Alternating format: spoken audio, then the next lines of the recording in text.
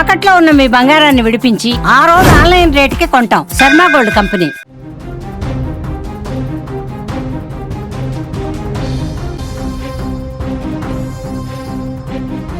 శబరిమలలో మండల మకర విలక్కు సీజన్ ముగిసింది. ఉదయం 6:45 ద్వారాలన్నీ కూడా మూతపడ్డాయి. పందలం రాజకుటుంబ ప్రతినిధి చివరి దర్శనం చేసుకున్నారు. తిరుగు ప్రయాణమయ్యారు పవిత్ర తిరువాభరణాల బృందం. అలాగే లక్షలాది మంది భక్తులతో విజయవంతమైందని ఈ యాత్రని కూడా చెప్పుకోవచ్చు. ఫిబ్రవరి 12న తిరిగి ఈ ఆలయం తెరుచుకోనుంది.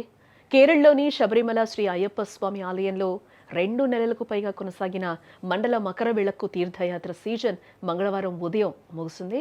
ఉదయం 6:45 ఆలయ ద్వారాలను అధికారికంగా మూసివేస్తున్నట్లు ట్రావెన్కోర్ దేవస్థానం బోర్డు అధికారులైతే ప్రకటించడం జరిగింది. పందలం రాజకుటుంబ ప్రతినిధి పునర్తమ్నాళ్ నారాయణ వర్మ అయ్యప్ప దర్శనం పూర్తి చేసుకున్న అనంతరం ఆలయాన్ని మూసివేయడం సంప్రదాయంగా జరుగుతూ వస్తుంది. ఈ రోజు కూడా అదే జరిగింది. మంగళవారం ఉదయం 5 గంటలకు ఆలయంలో నిత్యకర్మలు ప్రారంభమయ్యాయి.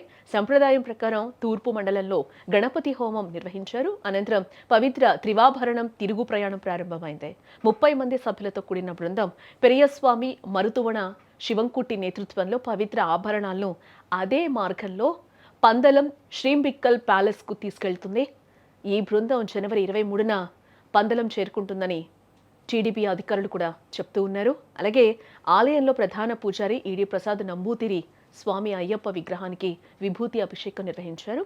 విగ్రహాన్ని రుద్రాక్షమాలతో అలంకరించి యోగ దండాన్ని చేతిలో ఉంచారు. అనంతరం పవిత్ర హరివాసనం గానం అనంతరం దీపాలను ఆర్పి గర్భగుడిని మూసివేశారు. సంప్రదాయం ప్రకారం ఆలయ తాళపు చెవులను పందల రాజకుటుంబ ప్రతినిధికి అప్పగించడం జరిగింది. ఆ తర్వాత ఆయన పవిత్ర 18 మెట్లు దిగి సంప్రదాయ ఆచారాలు పూర్తి చేసి శబరిమల పరిపాలనా అధికారి ఎస్ శ్రీనివాసన్కు తాళాలు అందజేశారు. ఈ కార్యక్రమంలో Devaswom executive officer O G Biju మేల్శాంతి పాల్గొన్నారు. నెలవారీ పూజల ఖర్చుల కోసం ఉంచే డబ్బుల సంచిని కూడా సంప్రదాయం ప్రకారం అప్పగించినట్లు టీడీపీ అధికారులైతే వెల్లడించారు. మండల మకర విళక్కు సీజన్ ముగియడంతో ఇప్పుడు ఆలయం తాత్కాలికంగా మూతపడింది. అయితే ఫిబ్రవరి 2026లో జరిగే నెలవారీ పూజల కోసం ఆలయాన్ని మళ్లీ తెరవనున్నారు అధికారులు. టీడీపీ విడుదల చేసిన షెడ్యూల్ ప్రకారం కుంభం మాసపు నెలవారీ పూజలు ఫిబ్రవరి 12వ తేదీ సాయంత్రం 5 గంటలకు ప్రారంభమై ఫిబ్రవరి 17వ తేదీ రాత్రి 10 గంటలకు ముగుస్తాయి.